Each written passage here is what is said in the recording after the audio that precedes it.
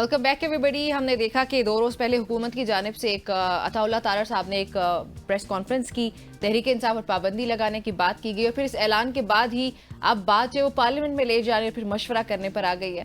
हुकूमत की जानिब से पाबंदी के ऐलान और फिर सुप्रीम कोर्ट जाने की जो दावे इससे होती हुई बात, जो मामला है वो पार्लियामेंट में ले जाने, इत्तेहादियों से मशवरा करने के बाद नून लीग के बयान जो है वो अब इस पर आ चुका है कि सियासी जमात पर पाबंदी नहीं लगनी चाहिए। ये बड़ा कंफ्यूजिंग था कि एकदम से एक प्रेस कॉन्फ्रेंस आती है आपके फेडरल मिनिस्टर की तरफ से, वो ये कह रहे हैं कि हम पाबंदी लगाने लगे, फिर उसके बाद दूसरी राय जो है वो एकदम से पार्टी के दरमियान से ही सामने आती है कि नहीं अभी ये हतमी फैसला नहीं, हम इस पर भी बातचीत करेंगे पार्लियामेंट में भी। फिर बिल्कुल ऐसी है। और दूसरी जानिब इत्तेहादी, जो सबसे बड़े इत्तेहादी हैं, पीपल्स पार्टी के रहनुमा और सिंध के सूबाई वजीर जो बल्दियात के हैं सईद गनी, उनका कहना है कि पीपल्स पार्टी का वाज़ेह मौक़िफ़ है कि सियासी जमातों पर पाबंदी नहीं होनी चाहिए, लेकिन पीटीआई सियासी जमात के पैरामीटर में नहीं आती।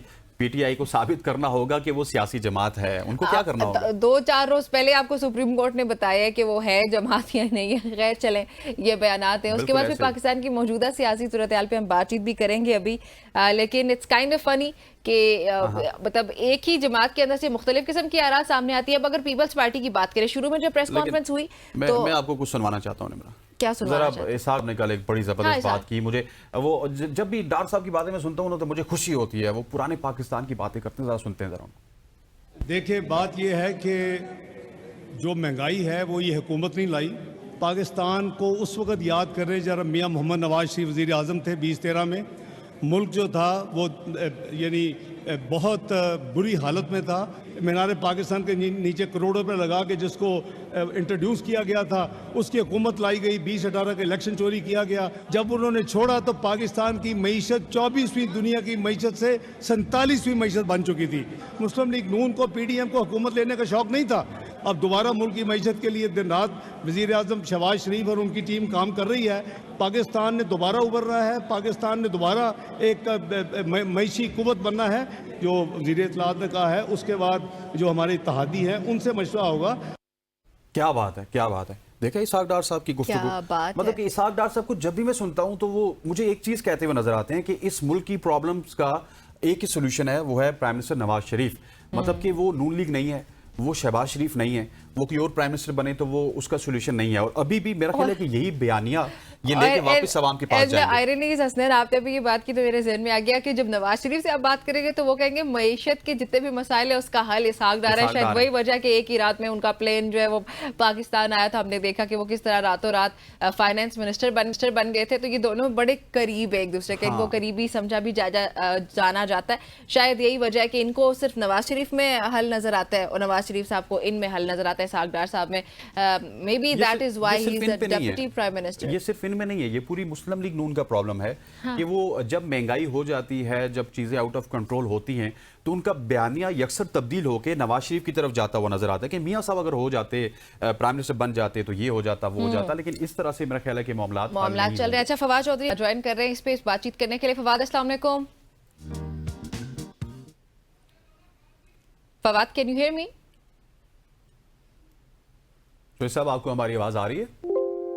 ओके, हम उनको रिकनेक्ट करते हैं। जब तक हम खुद ही बातचीत जो कर रहे थे, कहाँ पे थे हम यहाँ पे थे कि जब भी महंगाई बढ़ती है, मईशत की उसकी सब जिम्मेदार पाकिस्तान तहरीक इंसाफ तो उसकी जिम्मेदार पाकिस्तान तहरीक इंसाफ भी होती है और वो शख्स होता है जो प्राइम मिनिस्टर की सीट पे है। मतलब और मजे की बात यह है कि जब तहरीक इंसाफ की फॉर एग्जांपल गवर्नमेंट है ना, तो उनको नून लीग में सारे मसाइल नजर आएंगे। वो कहेंगे कि सारी मौशी पॉलिसीज जो है वो नून लीग की गलत थी, इसलिए ये मसला हुआ। यहाँ पे सारे एक दूसरे पे उठा के मलबा फेंक देते। ये नहीं कहते कि हमने क्या करना है या हमें क्या करना चाहिए इन मसाइल को हल करने के लिए। चौधरी साहब हमारे साथ मौजूद हैं। फवाद चौधरी साहब, sir thank you very much for joining us. कैसे हैं आप, खैरियत से हैं? फवाद साहब, आपको आवाज आ रही है? मेरा ख्याल है जी फवाद चौधरी साहब के साथ कुछ कनेक्टिविटी का प्रॉब्लम चल रहा है। जो ही वो आएंगे उनसे बात करेंगे, लेकिन पहले यहाँ पे शॉर्ट सुनते हैं। एक और ख्वाजा आसिफ साहब क्या कहते हैं, जरा इसाक डार साहब को तो हमने सुन लिया, उम्मीद करता हूँ कि ख्वाजा साहब कुछ डिफरेंट बात कर रहे हैं, जरा सुन लेते हैं। मई को जो कुछ हुआ वो डायरेक्ट पाकिस्तान की असास पे हमला था और पाकिस्तान के वजूद पे हमला था। रातों रात जो कुछ हुआ और उसके बाद मेरा ख्याल है बंदयाल साहब ने वो जो है कोर्ट बुला के जो जजमेंट दी, उसके बाद मैं आर्टिकल 6 पे आता हूँ जो अजीज़म अताउल्लाह तारर साहब ने जिसका जिक्र किया। मुझे नहीं पता पाकिस्तान में आर्टिकल 6 किसी और पे लगा कि नहीं, लेकिन मुझ पे लगा। काबीना ने बाकायदा पास किया। उसके बाद एक साहब होते थे शफकत महमूद, आजकल सियासत से मफरूर हैं, और आर्टिकल 6 उन तमाम हजरात पे लगता है, जिसमें स्पीकर भी शामिल है, जिसमें इमरान खान भी शामिल है, सब शामिल है। बिल्कुल सही कहा अताउल्लाह ताड़ ने। और आइन का तहफ़्फ़ुज़ जो है उसका हमने हल्फ उठाया हुआ है। यहाँ पे तौहीन जो है 9 मई को एक अदारे की तौहीन हुई, शोहदा के खून की तौहीन हुई।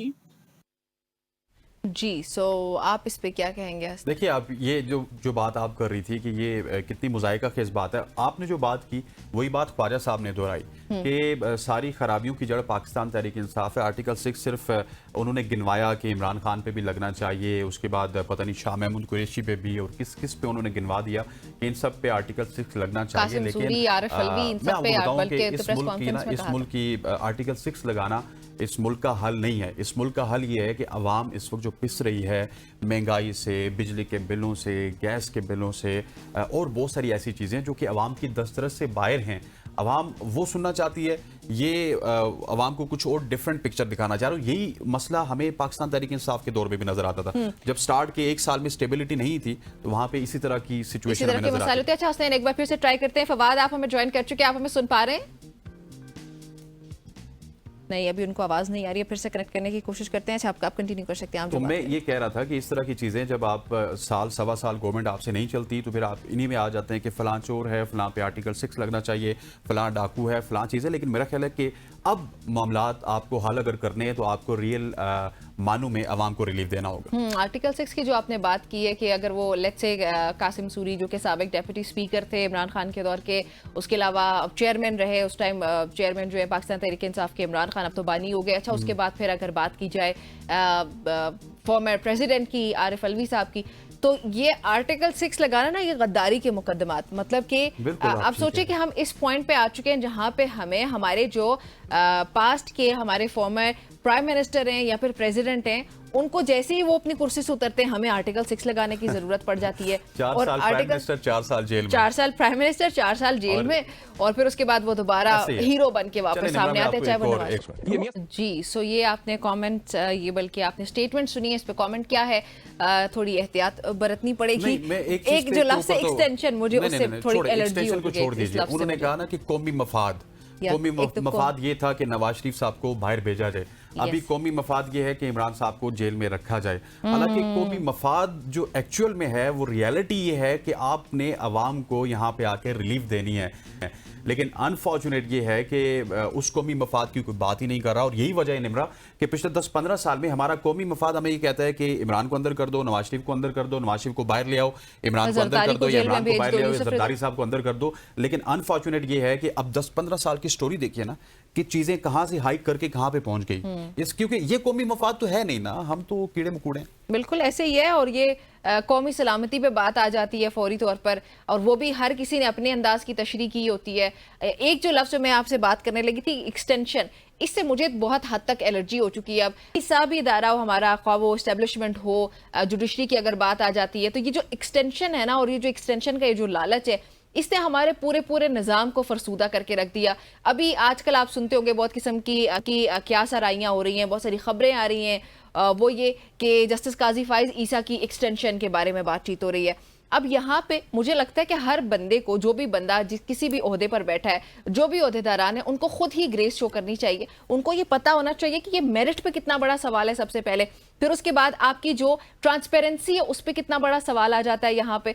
सो अगर आपका टेन्योर पूरा हो रहा है, आप बड़े अच्छे तरीके से अपना काम करें, अपनी जो सर्विसेज है उनको पूरा करें और ईमानदारी से अपना काम करें। And the day you are done with it, just get done with it. देखिए, मैं आपको एक और बात बताता हूँ। यहाँ पे आपने बहुत अच्छा पॉइंट रेज किया कि लेट सपोज आप देखिए कि एक एक्सटेंशन तब मिलती है जब आप 60 साल क्रॉस कर देते हैं। यस, 65 प्लस 60 साल की या 65 ईयर्स की जो कानून बना है, ये घोरे ने ना कुछ समझ के बनाया था। उस वक्त तक आपके असाब काम करते हैं, आपका दिमाग काम करता है, आप एक्टिव होते हैं। लेकिन उसके बाद आप देख लीजिए कि जब भी एक्सटेंशन मिली है ना, तो हमें उस एक्सटेंशन ने एक नया तोहफा दिया है, एक नया बुरहान दिया है, एक नए बुरान ने जन्म लिया, चाहे वो एक्सटेंशन किसी को भी मिले, उसके बाद बुरान ही हमें पैदा होते हुए नजर आए। और इसकी रीज़न यही है कि आप एक सर्टेन एज के बाद किसी को भी आगे बढ़ने देते हैं या एक्सटेंशन देते हैं, एक तो उस इदारे के लिए बड़ा कमज़ोर हो जाता है कि पिछले 5, 6, 7 लोगों के लिए बहुत ही ज़्यादा डिफिकल्टी हो जाती है, उनका कैरियर उस तरह ग्रो नहीं हो पाता, किसी ने कुछ बनना होता है वो उस तरह बन नहीं सकते। हाँ बिल्कुल, ऐसे ये बहुत सारे मसाइल हैं जी